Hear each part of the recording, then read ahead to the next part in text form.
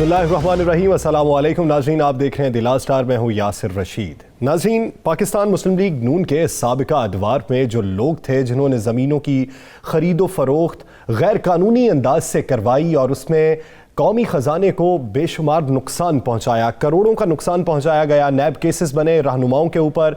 और अब जो निचली सतह के रहनुमा हैं, जो MPs हैं या इलाकाई रहनुमा हैं, और बुनियादी तौर पर वो काफ़ी मजबूत हैं अवामी सतह पर भी और माली सतह पर भी, उन पर एंटी करप्शन ने हाथ डाला है। और इस हवाले से तहकीकात बहुत सी मंजर-ए-आम पर आई हैं, कुछ गिरफ्तारियां हालिया ही होने के इम्कानात हैं। इस सारे मंजरनामे पर बात करने के लिए हमारा आज का पैनल है। सीनियर सहाफ़ी राना मोहम्मद अज़ीम, ब्यूरो चीफ इस्लामाबाद सुहेल इकबाल भट्टी साहब हैं, और रोज़नामा 92 न्यूज़ इस्लामाबाद के एडिटर राव खालिद साहब हमारे साथ मौजूद हैं। सबसे पहले राना साहब, आपकी जानिब आऊँगा। सैफुल मुलूक खोखर जो MPA रहे पाकिस्तान मुस्लिम लीग नून के, उन पर मुकदमा दर्ज हुआ, एंटी करप्शन ने तहकीकात की हैं, और तहकीकात के नतीजे में हक़ाइक़ क्या मंजर-ए-आम पे आए? देखिए, उन पर जो तहकीकात हुई, इस पर बिल्कुल वाज़ेह आया कि किस तरीके से वो प्रॉपर्टी खरीदते थे, फ्रंट मैन किसको रखा हुआ था, फिर उस प्रॉपर्टी जो है उसकी किस तरीके से स्टाम्प जो है पेपर होते हैं, स्टाम्प ड्यूटी वो किस तरह कम देते थे, आगे किस तरह 2 नंबरी की जाती थी, किस तरह सरकारी रकबा बीच में शामिल किया जाता था, सरकारी जो राज़ी है उनको किस तरह शामिल करने के बाद किस तरीके से फिर उसे अपनी राज़ी बनाया जाता था। ये सारी चीज़ों के बाद DCO लाहौर ने एक इंक्वायरी की। उसके बाद उन्होंने DG एंटी करप्शन गौहर नफीस साहब जो है उनको एक लेटर लिखा, जिस लेटर की बुनियाद पर उन पर FIR, और ये वाहद FIR है।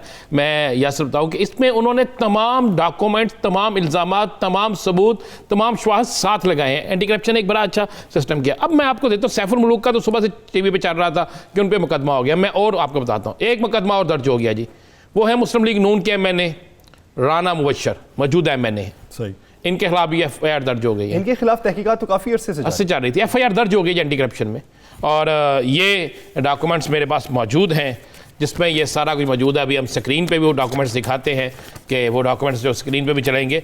उसके बाद एक साबिक MP है वहीद गुल, याद होगा आपको, वो दाढ़ी वाले। ये सारे लोग वो हैं जो मियाँ नवाज शरीफ, मियाँ शहबाज शरीफ, मरियम के करीब तरीन लोगों में शामिल, उनके खिलाफ भी FIR दर्ज होगी। राना मुबशर जो है उनके हवाले से लिखा हुआ है कि इन्होंने मोहम्मद बूटा अपना एक फ्रंट मैन रखा हुआ था। मोहम्मद बूटे के ज़रिए सारी खरीदो फरोख्त, दीगर मामलात और 2 नंबरी सारी होती थी। और जो FIR दर्ज हुई है उसमें बाकायदा मोहम्मद बूटा किसका फ्रंट मैन है लिखा हुआ है। मैं चाहूँगा डॉक्यूमेंट्स भी बिल्कुल आप स्क्रीन पे दिखाएं, वो राना मुबशर का। उसके बाद वहीद गुल जो है उन पर भी FIR दर्ज हो गया। ये साबिक MPA हैं और ये बहुत करीब रहे मियाँ शहबाज शरीफ और मियाँ नवाज शरीफ के, मरियम के भी करीब लोगों में इनकी तस्वीर आपको नज़र आ रही है। इन पर भी FIR हो गई है। एक FIR एक और हुई है आज, वो है अमजद अली जावेद। ये टोबा टेक सिंह से साबिक MPA हैं अमजद अली जावेद, इनके खिलाफ भी FIR दर्ज हो गई है एंटी करप्शन में। और वहाँ पर DCO ने बाकायदा इंक्वायरी की, इंक्वायरी करने के बाद डॉक्यूमेंट्स ला के सामने हर चीज़ है। और वहाँ एक और बता दूँ, मेरी इतला के मुताबिक चंद घंटों में या चंद दिनों में शेख रुहील असगर साहब भी एंटी करप्शन के रडार पे आ चुके हैं। और जी जी, मैं आपको जो बता रहा हूँ कि ये देखिए, एक सुबह से एक नाम चल रहा था ना, सैफुल मुलूक खोखर का। मैंने आपको बाकी FIR भी हमने अपने प्रोग्राम में दिखा दिए, उन पर इल्जामात भी दिखा दिए। असेंबली है 2 MNA, एक MPA और 2 साबिका MPA, और अभी और भी हैं। मैं आपको ये भी बता दूं, 26 और लोग हैं, 26 साबिका और मौजूदा MP MNA 26 और हैं। और ये बड़ा मज़ेदार इन्होंने काम किया हुआ था। कभी ज़हन में इनके ये ज़हन और गुमान में नहीं था कि कभी ये पकड़े जाएंगे। या सर, ये प्रॉपर्टी का कारोबार हर शख्स ने आप कि फ्रंट मैन रखे हुए थे, फ्रंट मैन जो थे वो आगे काम करते थे, फिर किस तरीके से होता था। और इनके साथ बड़े बड़े तगड़े लोगों की इन्वेस्टमेंट है।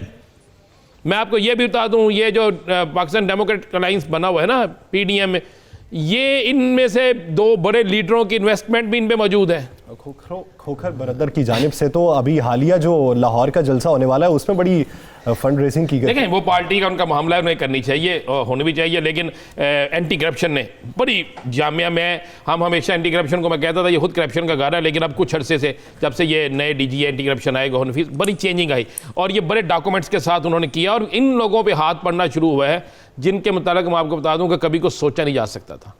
और जब इन पे ये हाथ पड़ा, और ये सारी की सारी प्रॉपर्टी आपको पता कहाँ की निकली हैं। एक बड़ी मजे वाली बात है, ये सेल भट्टी साहब और राव साहब भी इस पर कोई रोशनी डालेंगे। ये सारी प्रॉपर्टीज जो है ना रायवेंट की निकली हैं। ये सारी प्रॉपर्टीज मियाँ शहबाज शरीफ जिस हल्के से इलेक्शन लड़ते हैं वो जिस पे अब राना मुबशर जीते हैं उस हल्के की निकली हैं।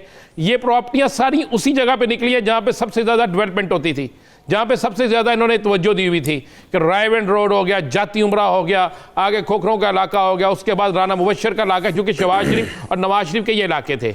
वहाँ पे ज़मीन किस तरीके से खरीदी जाती थी, फिर सोसाइटीज़ बनी हैं, वहाँ पे बड़ी बड़ी महंगी सोसाइटीज़ बनाई गई हैं, बहुत महंगा बेचा गया है। और हम यही खबर ब्रेक करेंगे कि आज राना मुबशर पे भी FIR हमारी स्क्रीन पे मौजूद है, वहीद गुल पे FIR हमारी स्क्रीन पे मौजूद है, और अमजद अली जावेद पर साबिक MP हैं मुस्लिम लीग नून के टोबा टेक सिंह के, उनके भी FIR मौजूद है। भावलपुर से भी एक शख्सियत जो है वो गिरफ्तार होने वाली है, ये उस पर FIR होने वाली है। और मैंने कहा मेरी इत्तला के मुताबिक शेर हुई लश्कर जो है उन पर भी शिकंजा बड़ा सख्त हो चुका है। राव साहब क्या समझते हैं, पहले नैब की कार्रवाइयां थी और अब एंटी करप्शन काफी मुतहर्रिक दिखाई दे रहा है। जैसा कि राना साहब कह रहे हैं, फैक्ट्स एंड फिगर्स पे, हकाइक पर मबनी वो दस्तावेजात हैं जिसकी तहकीकात की गई और अब इन पे शिकंजा सख्त होने जा रहा है। पाकिस्तान मुस्लिम लीग नून के 26 मौजूदा और साबिका अरकान असम्बली की बात कर रहे हैं राना साहब।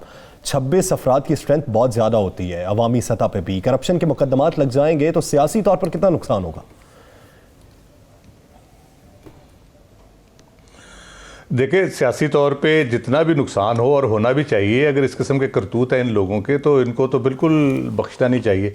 यही तो रोना है जो इमरान खान रो रहे हैं कि जिस तरह से उस मुल्क को बर्बाद किया गया, नीचे से लेकर ऊपर की सतह तक हर बंदा जो है वो एक माफिया को लीड कर रहा है, थोड़ा सा बाइख्तियार है, उसने अपना माफिया बनाया हुआ है। और कब्ज़ा ग्रुप के मौजूद तो है ही शरीफ ख़ानदान। बुनियादी तौर पे आप 80 से शुरू हो जाएं, ये आज की बात तो नहीं है, ये 80 से शुरू हो जाए। उस वक़्त जो मुबैना तौर पे सुहेल ज़िया भट्ट का नाम लिया जाता था, वो तो इसी हवाले से हमेशा लिया जाता था कि किस तरह वो लोगों की ज़मीनों पे कब्ज़ा करते थे और किस किस किस्म की कार्रवाइयाँ उन्होंने वहाँ पे डाली हुई हैं। तो ये बहुत एक गंभीर मसला ऑलरेडी ये था कब्ज़ा का, और इसमें बहुत ये इम्पॉर्टेंट है कि एंटी करप्शन अगर कर रही है, सिर्फ लाहौर में नहीं, पिंडी में, बाकी शहरों में, हर शहर में आपको ये मिलेंगे। राना साहब ने 3-4 शहरों का तो बता दिया, टोबा का बता दिया, भावलपुर का बता दिया, गुजरावाला का हो चुका है। वो जो एक LNG स्टेशन की जगह खाली कराई गई है, जो खुरम दस्तगीर साहब का या उनके वाले साहब के हवाले से कहा जाता है उनका कब्जा था वहाँ पे। तो ये पूरे पाकिस्तान में ये एक पूरा एक पैटर्न चला है, 80s से चला है। और उसमें एक तो सरकारी ज़मीन का कब्जा, उसको हथियाना, यहाँ जंगलात, इस्लामाबाद में जंगलात की ज़मीन पे कब्जा हुआ है, लोई बेर के बहुत बड़े केसेस चल रहे हैं कोर्ट्स के अंदर, हज़ारों कनाल के ऊपर हुआ है। सिर्फ वहाँ खोखर नहीं है, यहाँ भी खोखर है। ये राना साहब को पता है अच्छी तरह, वो सिर्फ लाहौर वाले खोखरों का नाम ले रहे हैं। तो वो ये कब्जा एक पूरा एक पैटर्न है इसका, ये चलता रहा है। और उसके बाद जो सबसे कह रहे कि इसमें जुल्म है, जो वो आम गरीब आदमी को अगर जगह ले लेता है, तगड़ा आदमी उस पर कब्जा करके बैठ जाता है। प्राइम मिनिस्टर के बहनोई का कब्जा 1 साल प्राइम मिनिस्टर की सिफारिश के बाद खाली कराया गया। आप इससे अंदाज़ा लगा लें कि ये कितना सीरियस मसला है। लोगों की जमा पूंजी, बेचारे रिटायर होते हैं सरकारी मुलाजमिन या वैसे कारोबारी छोटे मोटे होते हैं, दुकान बनाई हुई है, वो प्लाट लेता है कि घर बनाऊंगा इसके ऊपर, उस पर कब्जा हो जाता है। अदालत वो जा नहीं सकता क्योंकि अदालत में वो टाइम और पैसे का एक जो लंबा सिलसिला चलता है। उसके बाद इंसाफ के निज़ाम पे यकीन जिस तरह से उठ गया लोगों का, उनको होता है कि होगा नहीं। अच्छा, अगला एक पहलू आता है कि अगर आगे से भी तगड़ा बंदा है तो वो लड़ाई मार कुटाई करके वो कब्जा करेगा। वो एक क्रिमिनल हिस्ट्री शुरू हो जाती है, कत्ल शुरू हो जाते हैं, इस किस्म के मामला आगे चलते हैं। तो ये बहुत गंभीर मसला है, इसमें कोई शक नहीं। ये आम आदमी का भी मसला है, सरकार का भी मसला है। रेलवे की जमीन आप उठा लें, आपकी नजर में ये अच्छे इकदाम हैं जो हो रहे हैं और गुज़श्ता 30 सालों से जो कब्जा माफिया ने कब्जा जमाया हुआ था उनका खात्मा होना एक खुशाइंद बात है। भट्टी साहब, क्या आपको नहीं लगता कि अब फिर से पाकिस्तान मुस्लिम लीग नून की जानिब से एक बात की जाएगी कि पॉलिटिकल विक्टिमाइजेशन का हमें शिकार बनाया जा रहा है, क्योंकि सारे के सारे अरकान असम्बली हमारे हैं? इस बात से कतई नजर कि 30 साल से इक़्तिदार में भी आप थे, पाकिस्तान तहरीक इंसाफ तो पहली बार इक़्तिदार में आई। यासिर, ये तो एक रूटीन बन चुकी है। जिस भी सियासी जमात से वाबस्ता अफराद के खिलाफ कार्रवाई होगी, वो इस बात का रोना रोएगी कि उसे सियासी इंतकाम का निशाना बनाया जा रहा है। मुस्लिम लीग नून के रहनुमाओं की जानिब से हुकूमत को वार्निंग भी दी गई है कि 13 दिसंबर से पहले आपने गिरफ्तारियाँ की तो फिर हमें उस बात का वो बात इस्टेब्लिश हो जाएगी कि आप हमें दबाना चाहते हैं, सियासी इंतकाम का निशाना बना रहे हैं। मामला ये है कि एंटी करप्शन इस्टेब्लिशमेंट चारों सूबों की सतह पर मौजूद है, मुअस्सर कानून है, और लेकिन माजी में कभी कभार ये एक्टिव होता है, फिर खामोशी से बैठ जाता है। नैब और FIA से ज़्यादा मौसर किरदार अदा कर सकता है एंटी करप्शन का इदारा जो सूबाई सतह पर मौजूद है। जब भी नैब एक्टिव होता है या FIA एक्टिव होती है, सूबों में मौजूद हुकूमतें वफाकी हुकूमत को मोर्द इल्ज़ाम ठहराती हैं कि आप अपनी आपके मातहत जो ये दोनों इदारे हैं, आप इसको पोलिटिकल विक्टिमाइजेशन के लिए यूज़ कर रहे हैं। तो नैब का 60-70% काम अगर सूबों की सतह पर बात करें तो एंटी करप्शन इस्टेब्लिशमेंट को अगर इंडिपेंडेंट होकर काम करने की इजाज़त दी जाए तो वो इसको मौसर तरीके से कर सकता है। दूसरा मामला ये है कि जो हमारा पॉलिटिकल हमारा जो एक कल्चर है, इलेक्शन कमीशन के कवानीन के अंदर उसकी ऊपर एक रुकावट है इलेक्शन के अंदर जो आप अखराजात करते हैं, लेकिन उसके ऊपर इन्फोर्समेंट नहीं है। पॉलिटिकल कल्चर ये बन चुका है कि आपने सियासत के अंदर हिस्सा बनना है, सियासतदान बनना है, फंडिंग करनी है पॉलिटिकल पार्टी को, फिर खुद कुछ इक़्तिदार का हिस्सा हासिल करके अल्टीमेटली आपने अपने ज़िले के लेवल के ऊपर, अपनी तहसील के लेवल के ऊपर आपने इसी किस्म के गैर कानूनी तरीके से मफादात हासिल करने हैं। कराची के अंदर जो चाइना कटिंग का इतना अरबों रुपए के स्कैंडल सामने आए जिनकी नैब तहकीकात कर चुका है और अभी भी सिलसिला जारी है, वो किसके आशीर्वाद से होती थी? पॉलिटिशियन के पीछे आशीर्वाद हासिल होती थी। उसके बाद पंजाब के अंदर भी जिन अजला में आप जाएंगे, जैसा कि मैंने पहले कहा था कि जब वहाँ पर पंजाब के अंदर anti corruption establishment Hussain Asghar साहब उसके सरबराह बने, उन्होंने काफ़ी हद तक अपनी जो इंटरनल इंक्वायरी करवाई।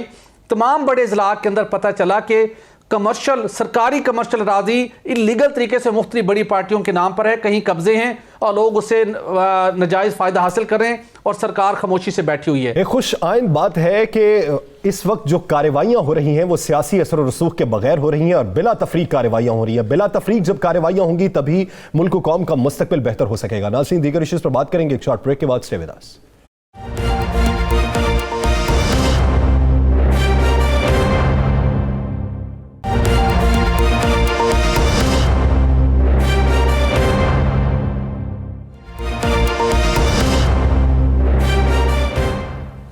Welcome back. नाज़रीन, पाकिस्तान डेमोक्रेटिक मूवमेंट का जो मुल्तान में जलसा हुआ और हुकूमत की जानिब से इब्तदाई तौर पर जो रुकावटें डाली गईं और गिरफ्तारियां अमल में आईं, तो उसके बाद मौलाना फजलुर रहमान ने यह फैसला किया कि जुमे और हफ्ते के दिन मुल्क भर में एहतजाज किया जाएगा। वो उन्होंने एहतजाज की कॉल बतौर PDM सरबराह दी थी। तो आज जुमे का दिन था, तो देखने में यह आया कि जमीयत उलमा इस्लाम फे के बहुत से कारकुनान बहुत से शहरों में एहतजाज पर थे, लेकिन पाकिस्तान मुस्लिम लीग नून और पाकिस्तान पीपल्स पार्टी एहतजाज के लिए नहीं निकली। इस पर मौलाना फजलुर रहमान का क्या रद्द अमल है? आने वाले दिनों में आज के दिन को लेके क्या कोई इबहम पैदा हो सकता है, मुश्किलात दरपेश आ सकती हैं? इसी पर बात करेंगे। राना साहब, सबसे पहले आपकी जानिब आऊंगा।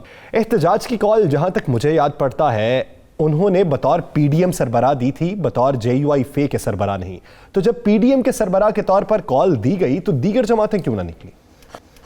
बड़ी अच्छी बात आपने की। जब ये लाहौर में, आपको मैं इसकी सारी अंदरूनी कहानी बता दूं, ये कॉल दे देगी। कॉल देने के बाद लाहौर में एक PDM का इजलास हुआ। उस इजलास के अंदर कहा गया जनाब के जुमे और इतवार ये 2 दिन रखे गए हैं, दोनों दिनों में भरपूर एहतजाज किया जाए ताकि एक अच्छी मूवमेंट बन जाए, हुकूमत के खिलाफ नफरत पैदा हो जाए और तमाम सियासी जमातें जो है इसमें, वो तमाम जो अलाइंस में है वो बाहर निकलें, भरपूर करें। तो बिल्कुल अब आपको अंदर की बात बताता हूँ कि ख्वाजा साद रफ़ीक ने उस पर खुल के मुखालफत की। उन्होंने कहा जी अब वो ख़त्म हो गया, अब हम क्यों एहतजाज करें, हम अपनी एनर्जी एहतजाज पर क्यों ज़ाया करें, हमें अपने जलसे पर तवज्जो देनी चाहिए। लेकिन मौलाना साहब की टीम बज़िद से और फैसला हुआ कि आज एहतजाज हो। आज मुल्तान रोड पर सिर्फ जमीयत उलमा इस्लाम ने ही एहतजाज किया लाहौर के अंदर, बाकी शहरों में भी ऐसे ही हुआ। पीपल्स पार्टी एहतजाज से गायब, मुस्लिम लीग गायब, ANP गायब, दीगर सियासी जमातें गायब। मौलाना साहब ने इसका बड़ा बुरा मनाया और ये रहा कि यासर ये जो है ना एक मार्केट है, 11 जमातों की एक मार्केट है और उस मार्केट के अंदर जो 11 दुकानें हैं ना, सब ने अपने अपना सामान बेचना है। मुस्लिम लीग नून उसकी इस मार्केट का हिस्सा ज़रूर है, इस अलायंस का, लेकिन वो किसी सूरत में भी अपने फायदे के अलावा कुछ नहीं करना चाहती। तो पीपल्स पार्टी भी ऐसे ही। तो अगर अंजुमन ताजरान कहा जाए तो फिर इनकी तो अंजुमन भी महफूज नहीं। बिल्कुल नहीं महफूज, बिल्कुल इसी तरह है। आज देख लें ना, मौलाना साहब की कॉल थी। मौलाना साहब कौन है? मौलाना साहब सरबराह है ना इनकी ये जो अलायंस है उसके।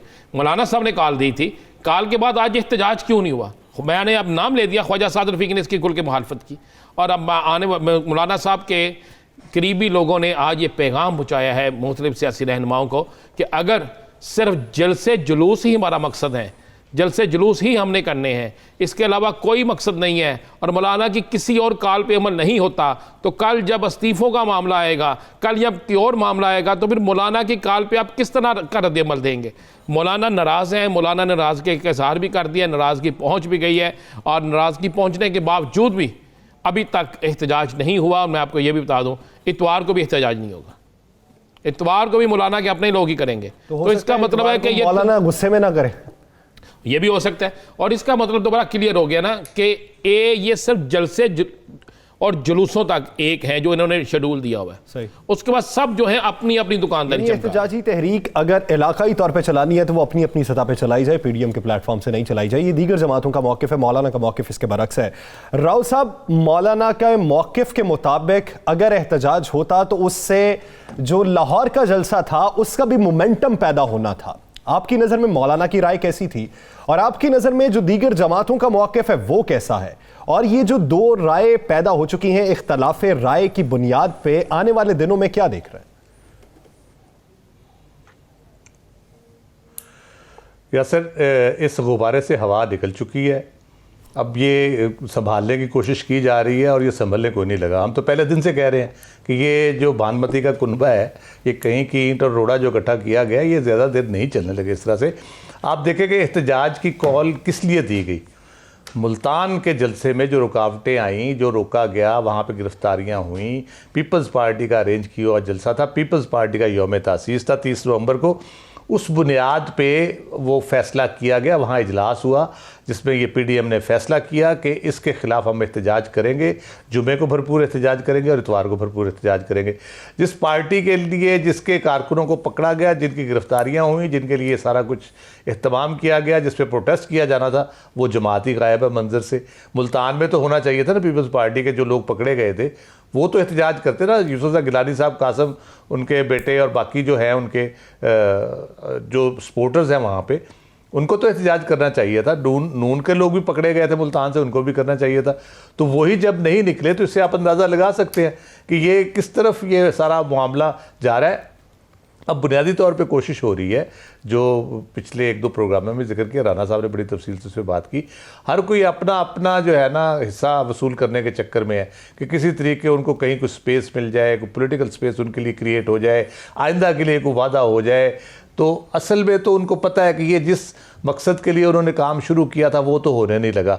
मियाँ नवाज शरीफ ने इतना बड़ा कह लें कि इसको सुइसाइड बॉम्बर का किरदार अदा किया पीडीएम के लिए अपने बयानिए से कि ये चलना नहीं था, किसी सूरत में आगे नहीं चलना था, इसी तरह बिखरते चले जा रहा था। तो ये 3 जमातें भी नहीं है इसमें, अभी 11 जमातें थी, अब कह लें कि अगर 10 के 10 रह गई हैं तो बाकी 7 जमातें भी तो है ना। उनसे कोई पूछे, एएनपी से पूछे, पीके एमएपी से पूछे, कोयटा में उन्होंने कुछ किया, जहाँ जहाँ उनका स्ट्रॉन्ग होल्ड है, प्रोटेस्ट किया। तो सिर्फ पीपल्स पार्टी और मुस्लिम लीग नहीं, बाकी लोग तो भी इसी तरह कर रहे हैं मौलाना के साथ। स्टैंडिंग क्या है? मौलाना मेरा ख्याल है तो 3 जमातों की ज्यादा दिखाई देती है ना राव साहब। जी, रहबर तो यही है उसके, इनको उसका सरबराह मुकर्रर किया गया है। मैं यही कह रहा हूँ कि सबसे ज़्यादा एम्बेरसिंग सिचुएशन जो पैदा हो रही है, सबसे ज़्यादा जो शर्मिंदगी का बायस बन रही है सारी चीज़ें, वो तो जाहिर है जो कायद बने हुए हैं उसके, और जो सारा धमकियाँ लगाते हैं और बड़े बड़ी बढ़ के लगाते हैं, वो उनका सबसे ज़्यादा शर्मिंदगी का उनके लिए। ऊपर से वो कहते हैं आसमान से गिरा खजूर में अटका, उनके लोगों को भी नैब बुलाना शुरू कर दिया जिनकी बड़ी बड़ी प्रॉपर्टीज़ हैं, और कहा यह जा रहा है कि शायद वो फ्रंट मैन है किसी साहब के। तो वो मैं कहता हूँ कि उनके लिए एक मुश्किलात बढ़ती चली जा रही है। पीडीएम की तरफ से अलहदा एक उनको जो मुश्किलात का सामना है सियासी तौर पे, वो अपना फुट होल्ड लूज़ करते चले जा रहे हैं। इधर से फिर नैब की तरफ से जो चीज़ें आ रही हैं, मेरा ख्याल है उनके लिए काफ़ी मुश्किल वक्त आ रहा है। मुश्किल शायद पीपल्स पार्टी के लिए उतना नहीं है जितना नून और पता होगा। यानी शहबाज शरीफ साहब ने जेल मुंतकिल होने से पहले मरियम नवाज साहिबा से मुलाकात की और उन्हें समझाया कि रविश बदलना होगी, हमें मफाहमत का रास्ता, डायलॉग का रास्ता खुला रखना चाहिए। तो क्या आप ये समझते हैं कि शहबाज शरीफ साहब के जो हम ख्याल लोग हैं उन्हीं का ये फैसला होगा कि एहतजाज नहीं करना चाहिए? जी यासिर, बिल्कुल डेफिनेटली। और पाकिस्तान मुस्लिम लीग नून के अंदर एक स्ट्रॉन्ग जो एक पॉलिटिकल जो माइंड के अप्लाई करने वाले लोग हैं, वो जो धड़ा है वो इस बात के ऊपर कन्विंस है कि हमें अपनी स्ट्रेटजी को रिव्यू करना चाहिए, इस तरीके से हमें कोई सम्राट नहीं मिलने लगे। और वो डेफिनेटली अपनी कोशिश करेंगे, चूँकि उन्हें पता है कि अगर मौजूदा स्ट्रेटजी को फॉलो रखो तो मुश्किलात में इजाफा होगा, इसलिए कि बहुत से ऐसे हक़ाइक़ हैं जिन्हें शहबाज शरीफ साहब बहुत बारीक बीनी से देख रहे हैं। मामला ये है कि 2006 के अंदर जो सबसे ज़्यादा एक जो पीडीएम का इस वक्त जो एक मंशूर लेके आगे चल रहे हैं, जो कुछ हासिल करने की कोशिश कर रहे हैं, 2006 में मिसाक जमहूरियत के ज़रिए से एक वही मकासद हासिल करने की कोशिश की गई थी, लेकिन वो कहते हैं सियासत और इक़्तिदार का खेल बड़ा बेरहम होता है। उसके बाद हमने देखा कि जितने वहाँ पर वादे वईद हुए, फिर जब इक़्तिदार के हसूल की बात आई तो शहबाज शरीफ साहब, नवाज शरीफ साहब काला कोट पहनकर पीपल्स पार्टी की 3 अहम शख्सियात को गद्दार डिक्लेयर करवाने के लिए सुप्रीम कोर्ट जा पहुँचे थे। तो ये हर दौर में रहा है और अभी भी ये सिनेरियो बिल्कुल बन चुका है। कुछ पीपल्स पार्टी के रहनुमाओं से मेरी बात हुई, अमेरिका के अंदर जो इक़्तिदार की तब्दीली हुई है उसकी आने वाले दिनों में पाकिस्तान की सियासत के ऊपर भी आपको गहरे असरात दिखाई देंगे, और पाकिस्तान पीपल्स पार्टी का मोरल और कॉन्फिडेंस बहुत बेहतर हुआ है आजकल, क्योंकि उनकी जो बाइडन जो उनकी टीम है उनके साथ उनका डायरेक्ट और इनडायरेक्ट बहुत अच्छा इंटरेक्शन है। अब किस नहज पर पहुंचकर ये बहस जो है ये तवालत इख्तियार करती है, ये तो वक्त ही बताएगा। नाज़रीन, दीगर इश्यूज़ पर बात शॉर्ट ब्रेक के बाद, स्टे विद अस।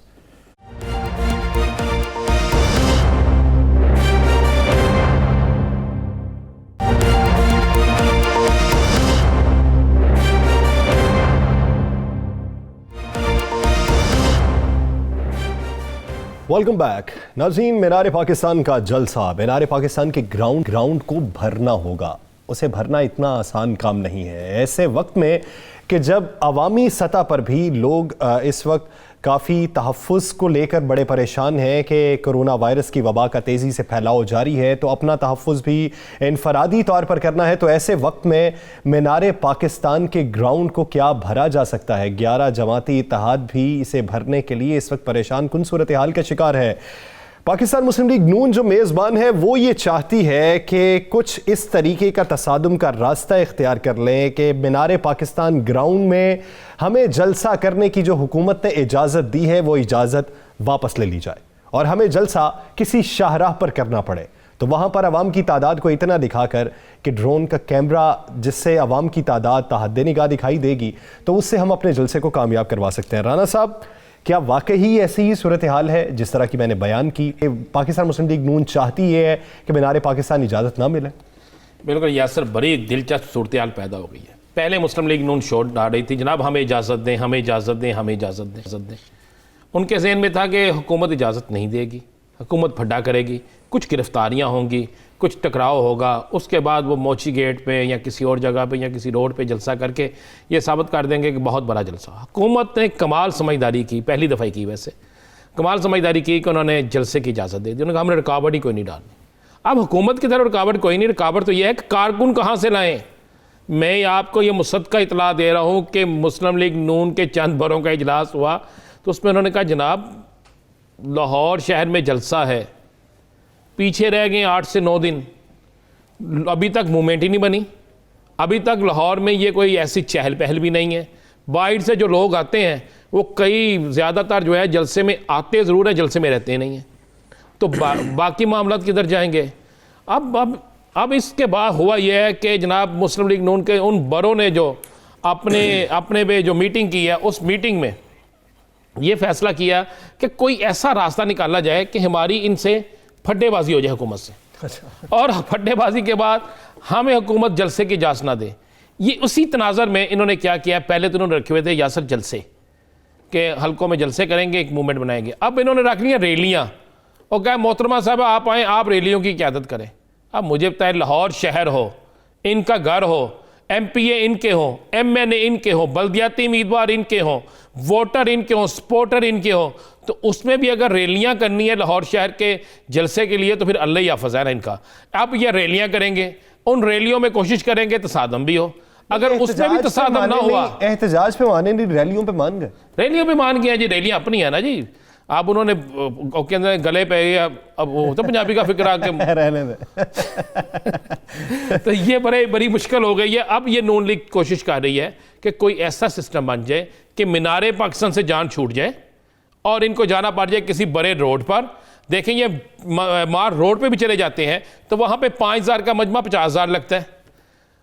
अगर ये किसी और रोड पे चले जाते हैं, ये मीनार पाकिस्तान के बाहर रोड पे चले जाते हैं, तो वहाँ पे भी कितना मजमा लगेगा। मीनार पाकिस्तान ग्राउंड है, ऊपर से इन्होंने कह दिया हुआ है कि हमने मौलाना हातिम साहब रिजवी मरहूम जो हैं उनकी नमाज जनाजा से ज़्यादा तादाद लानी है। भाई वो तो नहीं आएगी, वहाँ पे तो आए थे आशिकान रसूल सल्लल्लाहु अलैहि वसल्लम जो थे वो आए थे, वहाँ पे आशिक आए थे बगैर किसी मफाद के, वो सरकार दो आलम सल्लल्लाहु अलैहि वसल्लम को राज़ी करने के लिए और मोहब्बत में आए थे हातिम रिजवी साहब की।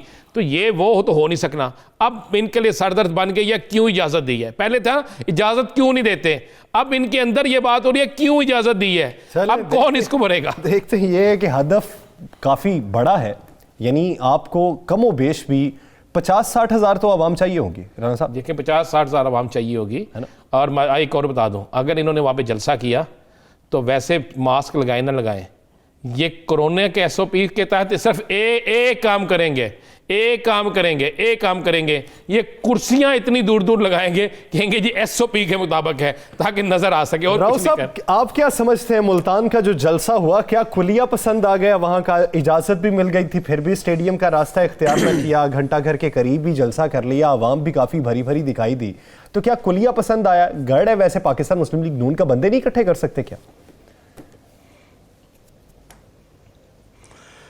एक तो आपको अंदाज़ा हो जाना चाहिए इतने अरसे में, जो मैंने कहा हवा निकल चुकी है, ये आखिरी सांसें ले रही है PDM, उसमें यही होना था। ये बजाय इसके कि इनका वो मोमेंटम पकड़ते तेज़ होती चीज़ें, बिल्कुल उल्टा चलना शुरू हो गया ये पहिया।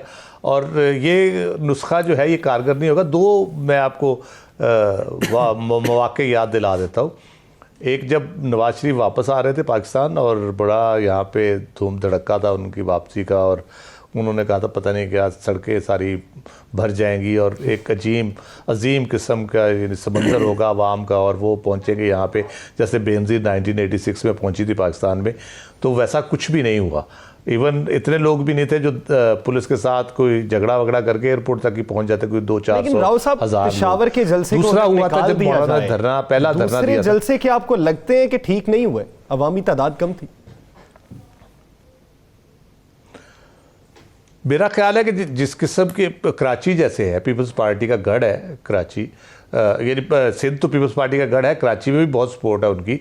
वो वहाँ पे उस तरह का जलसा जो है, वो उस तरह जमीयत उलमाए इस्लाम का बड़ा इन्फ्लुएंस है अंदरून सिंध में, तो लोग तो आते हैं बाहर से जलसों में शिरकत के लिए, और अरेंजमेंट भी किए गए थे। तो वो बहुत ही बड़ा और भरपूर जलसा होना चाहिए था, उस लेवल का नहीं था। कोयटा और पेशावर का आप कह सकते हैं, क्योंकि ANP और PKMP और JUI ने वहाँ पे उनका इन्फ्लुएंस था, उन्होंने बेहतर परफॉर्मेंस दी है। गुजरावाला का जलसा मुस्लिम लीग के वहाँ के लोगों ने उसमें हेल्प की, वो बेहतर दी, लेकिन उसके अलावा जितने भी जलसे हैं वो उस तरह से इफेक्टिव नहीं रहे। Peoples Party, I don't know, Peoples Party खुद नहीं करना चाहती या उनके लोग नहीं निकल रहे। मुल्तान देख लें, कराची देख लें, जहाँ जहाँ पीपल्स पार्टी ने किया।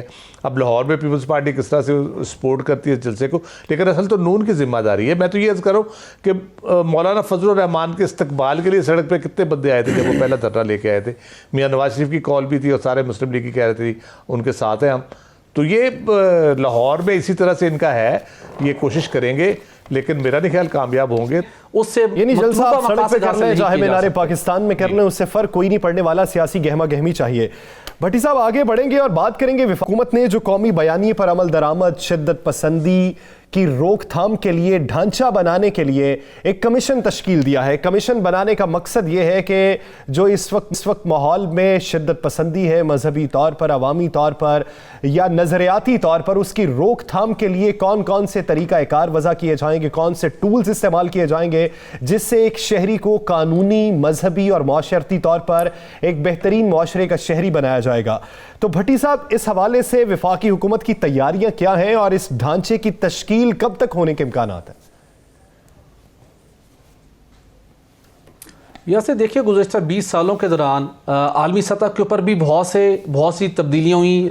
आलमी अक़वाम आलम के जो इस खित्ते के अंदर जो उनकी ज़रूरियात थी, जो उनके डिमांड्स थे, वो तब्दील हुए, और पाकिस्तान की भी ग्राउंड रियलिटीज़ बहुत ज़्यादा तब्दील हुई, जिसके नतीजे में दहशतगर्दी और शिद्दत पसंदी ने सर उठाया और पाकिस्तानी कौम ने उसकी एक बहुत बड़ी कुर्बानी दी है।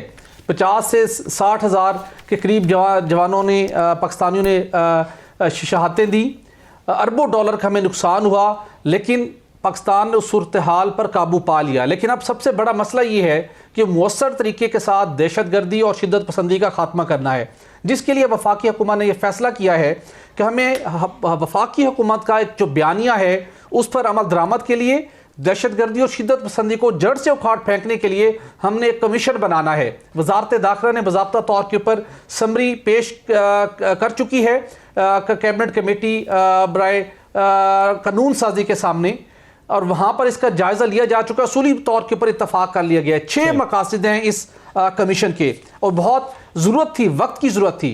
2018 के अंदर ईवान सदर के अंदर जब कौमी बयानिया बना था, फतवा भी सामने आया था इस सारे सूरत हाल को कंट्रोल करने के लिए, उसके बाद खामोशी रही। उसी सिलसिले को आगे बढ़ाते हुए अब एक कौमी कमीशन बनाने की एक तैयारी कर ली गई है, जिसके 6 मकासद बहुत इंप्रेसिव हैं। पहला फैसला उसके अंदर यह किया गया जो उसके मकसद में शामिल है कि वजारतों, हुकूमती इदारों और तलीमी इदारों से राब्ते के लिए कमीशन के तहत पॉलिसी बोर्ड तश्कील दिया जाएगा।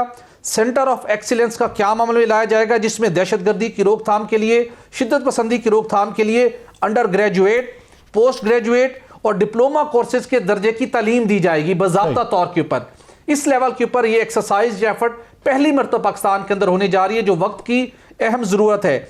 उसके साथ साथ दहशतगर्दी में मुलविस कैदियों को बुनियाद परस्ती से दूर करने और उनकी बहाली, मजहबी और नफ्सियाती काउंसलिंग के लिए भी बाज़ाब्ता एक इदारा कायम किया जाएगा इसी कमीशन के अंदर। इस चीज़ की बेशक ज़रूरत है। बहुत से माहिरीन भी इस बात को उठाते रहे और आलमी दुनिया भी उठाती रही कि ऐसे लोगों को जो सालों तक इस सारी इस वक्त की अहम जरूरत है कि ऐसे वक्त में कि जब शिद्दत पसंदी की जाने मुआशरा गामजन है, तो ऐसे वक्त में कौमी सतह पर उनके लिए इकदाम किए जा रहे हैं ताकि मुआशरे को अखलाक पर बुलंद रखा जा सके।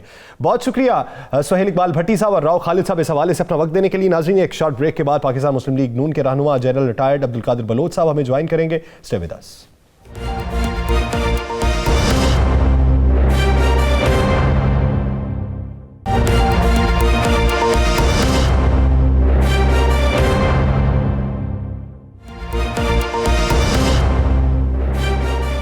Welcome back. नाज़रीन, पाकिस्तान मुस्लिम लीग नून का पीडीएम की तहरीक के आगाज़ पे अपनाया जाने वाला बयानिया और उस पर बहुत से जो देरीना साथी थे पाकिस्तान मुस्लिम लीग नून के रहनुमाओं के, उन्होंने अपने रास्ते जुदा कर लिए, उस बयानिए से इख्तलाफ किया।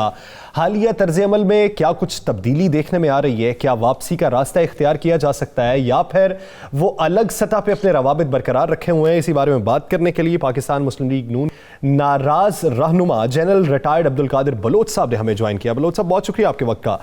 जनरल साहब, जब आपने रास्ता अलग करने का फैसला किया, बुनियादी वजह जो थी, क्या उस बुनियादी वजह में आपको हालिया मुस्लिम लीगी तर्ज अमल में तब्दीली देखने में आ रही है या वैसे का वैसा ही? देखिए जी, मैंने तो उस तरफ अभी सोचना ही छोड़ दिया है। जहां तक मियां साहब का जो उसके बयानिया का ताल्लुक, बुनियादी तौर पर मुस्लिम लीग का बयानिया एक तरफ मियां साहब ने जो तकरीर की और उस तकरीर में उन्होंने डायरेक्टली रिस्पॉन्सिबल ठहराया आर्मी चीफ को और DGISI को। उसके बाद फिर दूसरी मरतबा जो उन्होंने तकरीर की तो उन्होंने ये कहा कि फौज के रैंक एंड फाइल से, जूनियर रैंक से वो अपील करते हैं कि अगर कोई ऑर्डर उनको दिया जाए तो वो देख लें कि आईनी है कि गैर आईनी है। मैं बुनियादी तौर पर एक सिपाही हूँ और 36 साल मैंने फौज में मुलाजमत की है। उसमें ये गुंजाइश नहीं होता है, न वो एबिलिटी होती है फौज के जूनियर रैंक्स में, चाहे वो मेजर जनरल के रैंक का क्यों ना हो, या ब्रिगेडियर या कर्नल या further matter, even lowest rank पे भी ऑर्डर दिए जाते हैं, इवन हवलदार और नायक के लेवल के ऊपर, कि उनको ये इंटरप्रेट कर लेना कि ये ऑर्डर जो दिया गया है या आईनी है या गैर आईनी है। इस वक्त इस पॉलिटिकल सिचुएशन के अंदर बुनियादी तौर पर ये एक ऐसा मैसेज था जो कि फौज के अंदर तफरीक डाल सकता था, फौज की जो डिसिप्लिन है उसमें फर्क डाल सकता था और फौज की परफॉर्मेंस भी क्वेश्चन में आ जाता था। मैं तो आल थ्रू यही बात करता रहा हूँ 10 साल के एफिलिएशन में मुस्लिम लीग नून के साथ कि जी मेरा तो ओढ़ना बिछोना फौज था, मेरी बैकग्राउंड फौज की है। मैं सोच भी नहीं सकता हूँ कि उसमें अगर कोई दरार डालने की कोई कोशिश करे और मैं उस सेटअप का हिस्सा बन जाऊँ।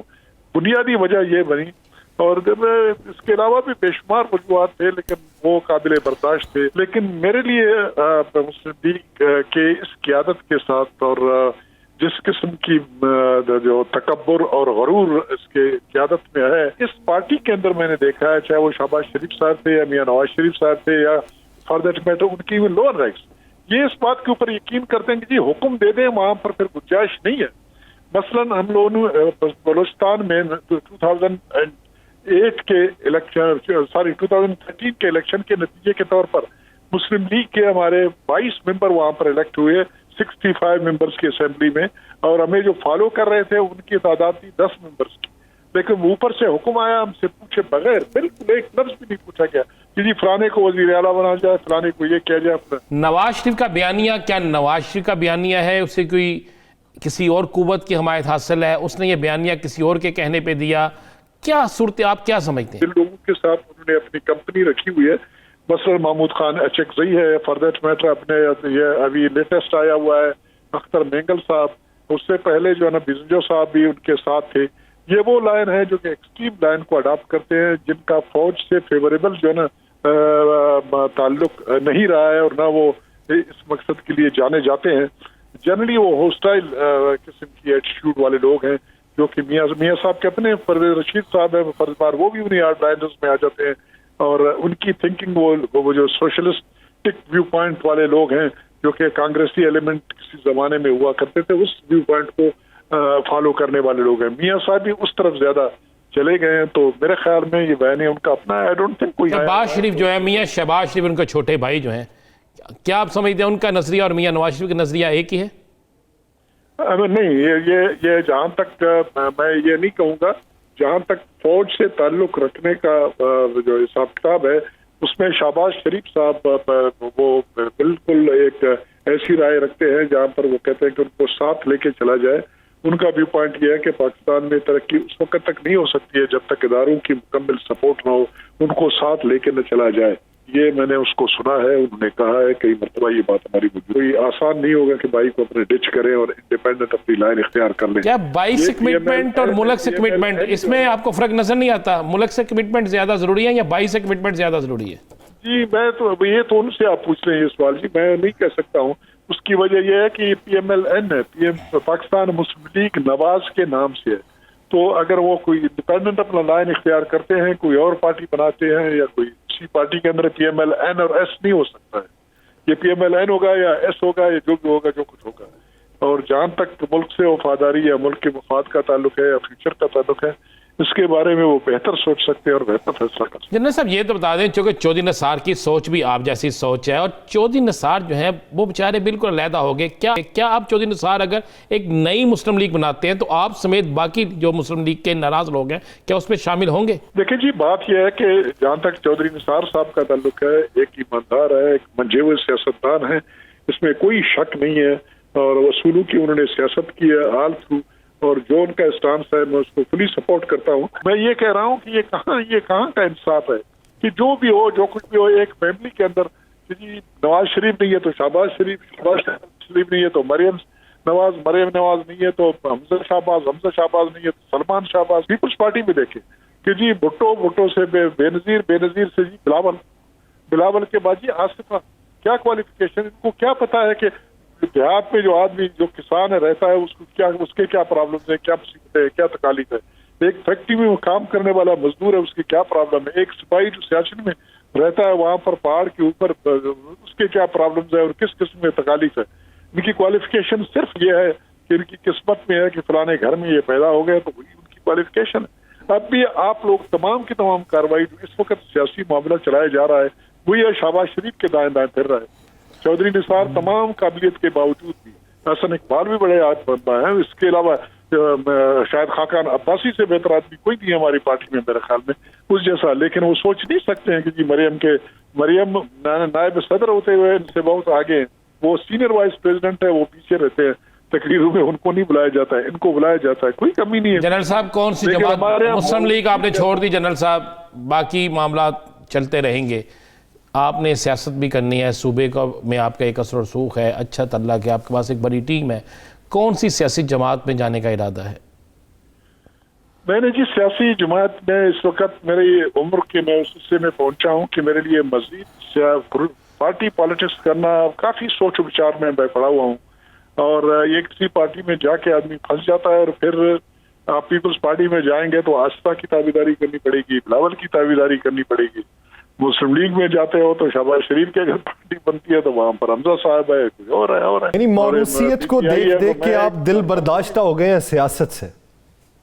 मैं हकीकत आपने सही कहा कि मैं ये जब ये सोचता हूँ कि इस मुल्क के 22 करोड़ अवाम हम जानवरों की तरह हैं, हम भेड़ बकरियां हैं, हमें हांका जाता है, हमें कहा जाता है और हम मजबूर होकर फॉलो भी करते हैं, नारे भी मारते हैं पागलों की तरह। मेरे जैसे बूढ़े आदमी भी नारे मार मार के बेहोश हो जाते हैं, आसिफा के लिए, मरियम के लिए। कादिर बलोच जैसे बड़े नाम, दीगर बड़े नाम ऐसे हैं, बहुत से और बड़े नाम हैं जिन्होंने अपनी जिंदगी पूरी दे दी लेकिन बाद में मौरूसियत का वो शिकार हो गए और उन्हें पार्टी में जगह ना मिल सकी और आखिरकार उन्हें पार्टी से अलहदा होना ही बेहतर लगा अपने लिए और मुल्क व कौम के लिए। नाज़रीन, ये निशान है, सवाल बहुत से हैं, जवाबात कौन देगा इसके हम भी मुंतज़िर हैं और आप भी 70 बरसों से मुंतज़िर हैं। मुझे और राना अजीम साहब को द लास्ट आवर से दीजिए इजाज़त। अल्लाह ने के बाद।